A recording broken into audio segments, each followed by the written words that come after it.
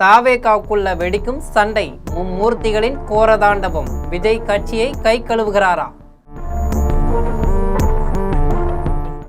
முதல்வர் விஜய் தனி பெரும்பான்மை ஆட்சியை பிடிக்கும் வெறியில இடைத்தேர்தலை மனதில் வைத்து ஒருபுறம் சமயோஜிதமாக காய் நகர்த்தி கொண்டிருக்கிறார். இன்னொரு புறம் ஆட்சியின் மீது லஞ்ச ஊழல் புகார் வந்துவிடக்கூடாது என்பதற்காக அமைச்சர்களிடம் கடுமையான உத்தரவுகளையும் பிறப்பித்திருக்கிறார். இப்படி ஆட்சியை பற்றி அதீத அக்கறையோடு யோசிக்கும் முதல்வர் விஜய் ஆட்சிக்கு மூலதனமாக விளங்கிய கட்சியை மறந்தே விட்டாரோ என்பது சந்தேகமாக இருக்கு. அதிமுகவின் முன்னாள் அமைச்சர் சி விஜயபாஸ்கர் பனையூர் பக்கமாக வண்டியை திருப்பியிருக்கிறார். இது பற்றி இந்த செய்தி தொகுப்பில் பார்க்கலாம்.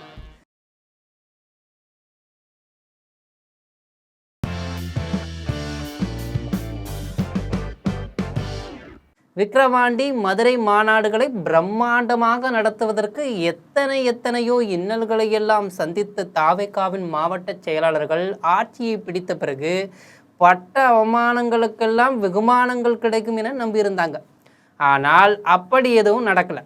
அதாவது தேர்தலில் போட்டியிடாத தோல்வியடைந்த மாவட்ட செயலாளர்கள் தங்களுக்கு வாரியங்கள் மற்றும் கூட்டுறவு சங்கங்களில் பதவிகள் வழங்கப்படும் என எதிர்பார்த்திருந்தாங்க. அதற்கு மாறாக தங்கள் வசம் இருக்கும் மாவட்ட செயலாளர் பதவியையும் பிடுங்க வழிவகுத்து கொண்டிருப்பதாகவும் குமுறி கொண்டிருந்தனர். கட்சியை மறுசீரமைப்பு என்கிற பெயரில் மாவட்டங்களை 234ஆக உயர்த்தி மாற்று கட்சியிலிருந்து வந்தவர்களுக்கு பகிர்ந்து கொடுக்க திட்டமிட்டிருந்தாங்க. அப்படி கொடுத்தால் இப்போது இருக்கும் மாவட்ட செயலாளர்கள் பதவியை இழப்பார்கள் அல்லது அதிகாரங்களில் பாதியை இழப்பார்கள். அதிமுகவின் முன்னாள் அமைச்சர் சி விஜயபாஸ்கர் பனையூர் பக்கமாக வண்டியை திருப்பியிருக்கிறார். அவர் தனக்கும் தன்னுடைய சகாக்களுக்கும் தாவேக தலைமையிடம் பேசி மாவட்டத்துக்குள்ள முக்கிய பொறுப்புகளை உறுதி செய்த பிறகுதான் தனது எம்எல்ஏ பதவியை ராஜினாமா செய்தார்.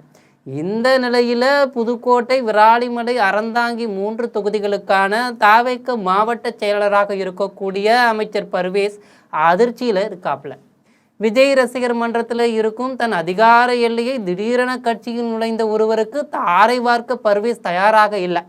விராலிமலை இடைத்தேர்தலில் உள்ளபடி வேலைகளை செய்ய அமைச்சரின் ஆதரவாளர்கள் இப்போதே தயாராகி வர்றாங்க.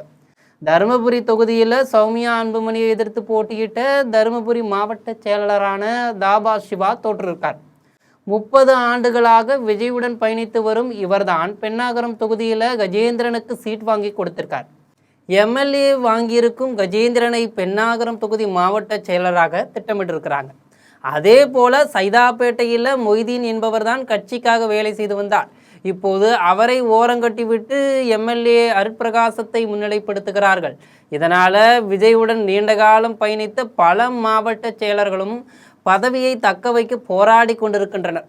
விஜய், ஆனந்த், ஆதவ், ஜான், ஆரோக்கியசாமி என ஒரு சிலரை நம்பி கட்சியை ஒப்படைத்திருக்கிறார். அவர்களோ கட்சியை பரிசோதனை எளிபோல மாற்றிக்கொண்டிருக்கின்றனர். உள்ளாட்சி தேர்தலில் திமுகவை வீழ்த்தி காட்டுவோம் என ஆதவ் சவாலும் விட்டிருக்காப்ல.